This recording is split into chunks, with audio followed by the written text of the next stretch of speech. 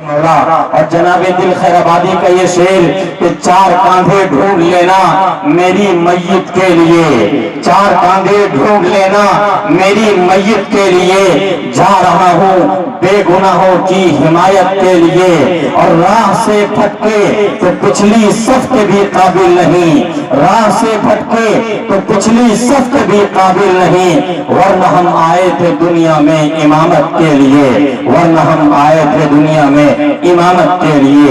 इन्हीं चंद अशआर के साथ आज के इस इजलास में तशरीफ फरमा मेहमान मुकर्रर हजरत मौलाना व मुफ्ती वसी अहमद साहब कासमी मद्दजिल औलाली से मैं अदब के साथ गुजारिश करता हूँ हजरत वाला तशरीफ लाए और अपना कीमती पैगाम हम सामईन के दरमियान शेयर करें।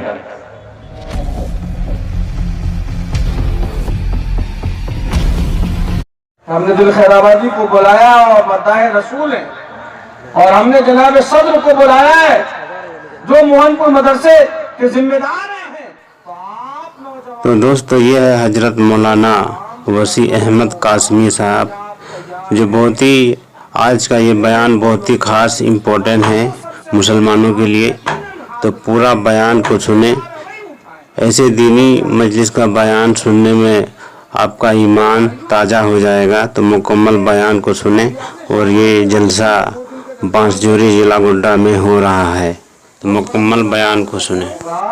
क्या आप तैयार हैं? देखें कौन लोग तैयार, खाली वो सबसे हमको आप यकीनन हाथ उठाएं, जो लोग तैयार है वही उठाएं, तब जाकर कुछ बात बने।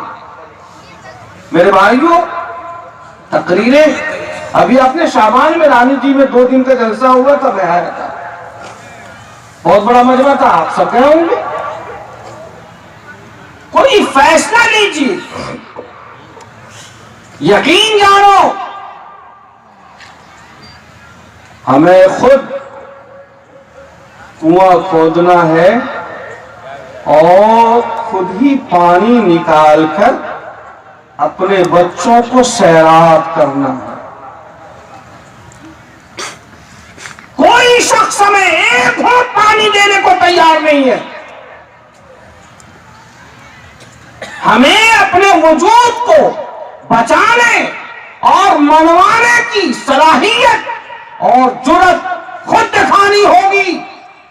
किसी हुकूमत, सल्तनत, किसी ताकत, किसी कुव्वत, किसी कम्युनिटी, किसी जमात के भरोसे पर रहने वाले लोग मुर्दा होते हैं।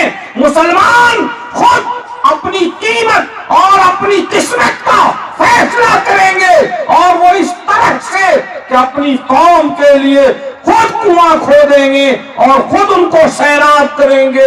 हम किसी के रहमो करम पर जीने के आदी नहीं बनेंगे इंशाअल्लाह। ये तय करना होगा। जलसे आप करो, कुछ फैसला लीजिए, कुछ कीजिए। जिस दौर से, जिन हालात से हम सब इस वक्त गुजर रहे हैं, हम सबों के सामने बहुत बड़ा चैलेंज है। डू और डाई, करो या मरो, जो तकवीनी निजाम है, एक अहम फैसले का वक्त है। ऐसे वक्त में मुसलमानों को मुत्तहिद होना पड़ेगा।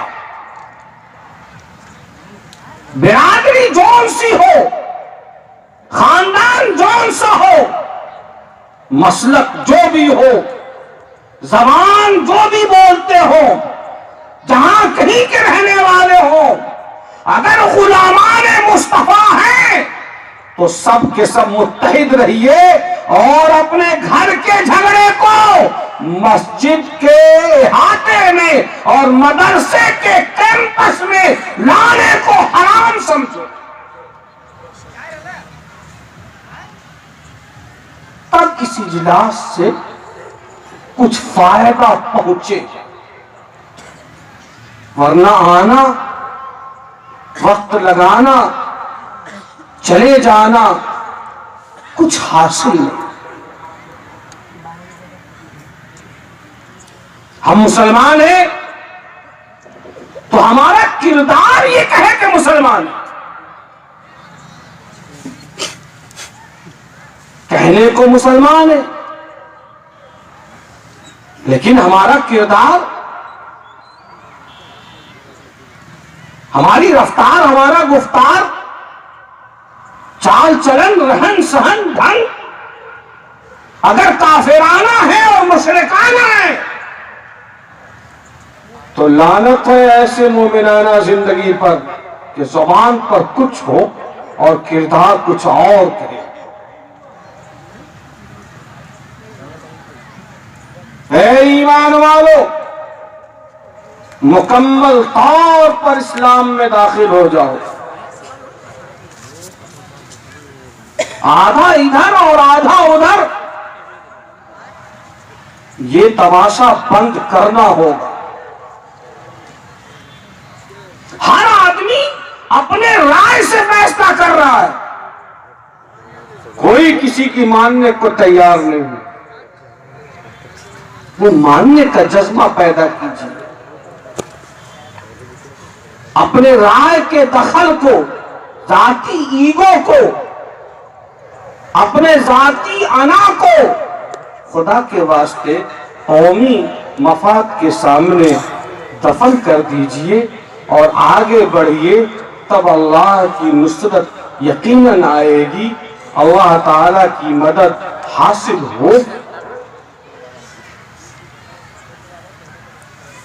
अब एक मुसलमान दूसरे मुसलमान से परेशान है,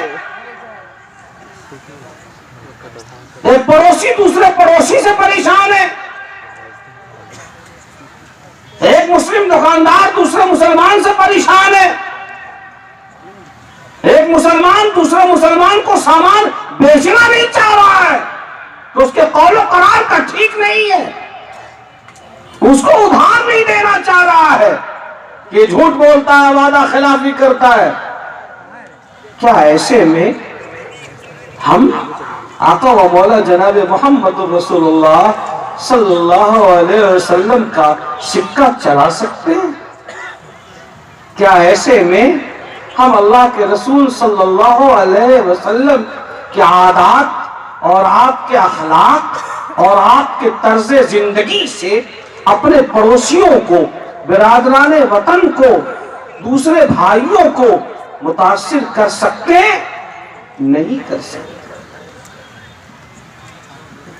हम सब के सब मुसलमान हैं, यहां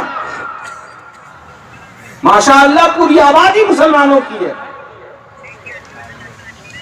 अल्लाह ताला ने अपनी किताब में इरशाद फरमाया, या अय्युहल्लज़ीना आमनू अकीमुस्सलाह, ए ईमान वालों नमाज कायम करो, वातुज़ ज़कात, और ज़कात अदा करो। कुरान में यही कहा, लेकिन फजर की नमाज 2 रकत फर्ज है और जोहर में कितनी रकत फर्ज है? 4 रकतें फर्ज है और मगरिब में 3 रकत। कुरान की किसी आयत में ये बात नहीं कही गई है कि फजर के वक्त 2 रकत फर्ज है और मगरिब में 3 रकत फर्ज है। मुतलक अल्लाह ने फरमाया नमाज कायम करो। उसकी तशरीह आका व मौला जनाब मोहम्मदुर रसूलुल्लाह सल्लल्लाहु अलैहि वसल्लम ने अपने अफ़आल से और अपने अक़वाल से की और फरमाया कि फला वक्त में इतनी रकतें फर्ज हैं, फला वक्त में इतनी रकतें फर्ज हैं और इस वक्त से लेकर उस वक्त तक ज़ुहर का वक्त है, फजर का वक्त है, इशा का वक्त है और मगरिब का वक्त है। ज़कात अदा करो, लेकिन बकरी में ज़कात कितनी अदा करेंगे? 40 बकरियां और साल के अक्सर हिस्सा में चने। सोने की ज़कात कैसे और चांदी की ज़कात कैसे? गाय बैल भैंस में और ऊंट में ज़कात कैसे अदा करें? अभी गेहूं की खेती हुई, उसमें उश्र कैसे अदा करें? धान अगर बरसात के पानी से हुआ हो तो कितना दें, और अगर अपने पंपिंग सेट से हमने पटा के पैदा किया हो, ये सारी तफसील आका व मौला जनाब मोहम्मद रसूलुल्लाह सल्लल्लाहु अलैहि वसल्लम ने बयान फरमाई है। अल्लाह ने फरमाया कि ज़कात वलिल्लाहि अला नास हिज्जुल बैत, लोगों पर खाना काबा का इरादा करना, हज करना फर्ज है। लेकिन हज के अरकान क्या है, कैसे हज किया जाएगा? तवाफ ज़ियारत भी करनी है और सई भी करनी है। ये सारी तफसील आका व मौला जनाब मोहम्मद रसूलुल्लाह सल्लल्लाहु अलैहि वसल्लम ने बयान फरमाई। अल्लाह के रसूल सल्लल्लाहु अलैहि वसल्लम ने इन तफसीरों को बयान फरमाया। इबादत, नमाज, रोजा, हज, ज़कात, कुरान ने मुतलक हुक्म दिया, रसूलुल्लाह सल्लल्लाहु अलैहि वसल्लम ने तफसील बयान फरमाई है। लेकिन दूसरे जो अहकाम, निकाह, अल्लाह ताला ने खुद बयान फरमाया, वानकिहुल अयामा मिनकुम वस्सालिहीन मिन इबादिकुम व इमाइकुम यकूनु फक़रा युग़निहुमुल्लाहु मिन फ़ज़लिही। अपने अजीजों का, मातहतों का, और जिनकी बीवियां फौत हो गई हों और जिन खवातीन के शौहर फौत हो गए हों, ऐसी खवातीन और ऐसे मर्दों का निकाह कराओ।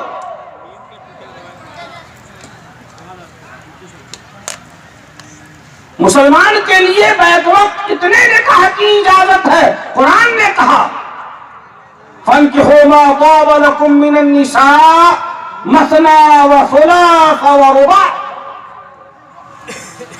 जरूरत के बकद्र, जरूरत पर, जरूरत के वक्त पर, बकदरे जरूरत, हसबे जरूरत, अगर लियाकत है, अगर सलाहियत है, अगर ताकत है, तो वो 1, 2, 3 बैक वक्त 4 बेगमात रख सकता है, उससे ज्यादा नहीं रख सकता। ये कुरान ने तहदीद कर दी और खुद अल्लाह ने अपनी जबान से फरमा दी। फ़इन ख़िफ़्तुम अल्ला तअदिलू फ़वाहिदतन औ मा मलकत अयमानुकुम।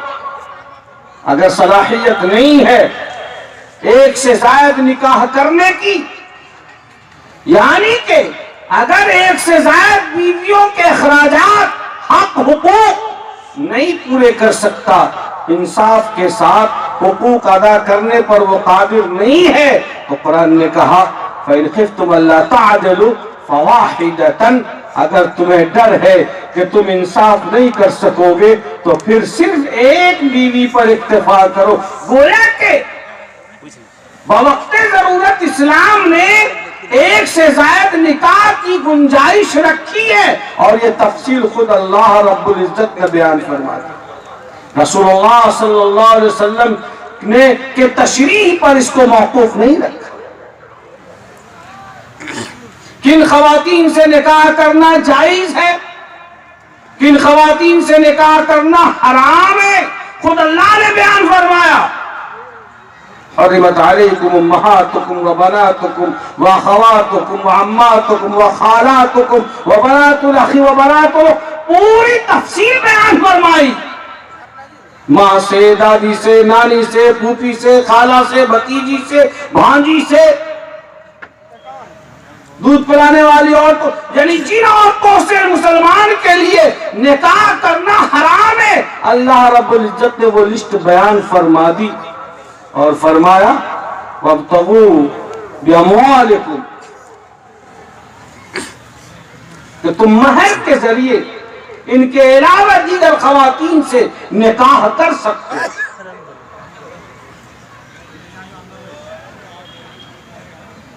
अल्लाह ने खुद बयान फरमाया। कुरान ने यह भी कहा वातुन्निसा सदक़ातिहिन्न निहला, अपनी बीवियों का महर खुशदिली से अदा करो।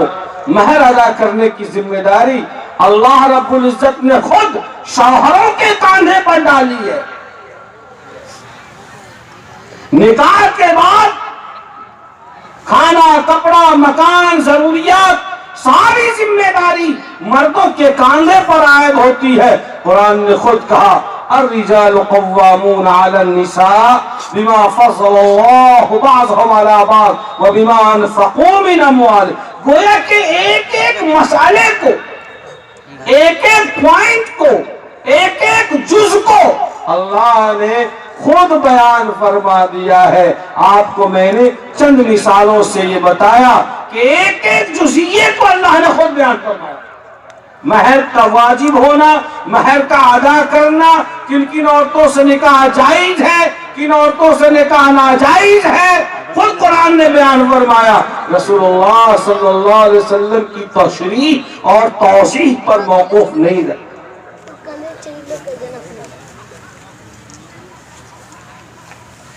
हम ये समझते हैं कि रमजान गुजरा, रोजा रख लिया, कट्टर मुसलमान हो गए, तरावी में आए और शामिल हो गए तो जन्नत में अपना हिस्सा अलाट करा लिया।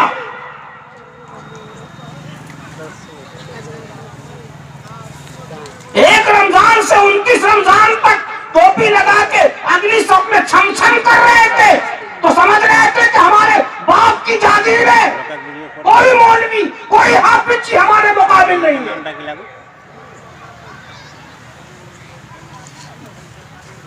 सिर्फ नमाज पढ़ने को मुकम्मल इस्लाम समझ लिया, सिर्फ रोजा रखने को मुकम्मल इस्लाम समझ लिया, सिर्फ रोजा रखने को ही, हज करने ही को ही हमने मुकम्मल इस्लाम समझ लिया। क्या इस्लाम इतना ही बड़ा है?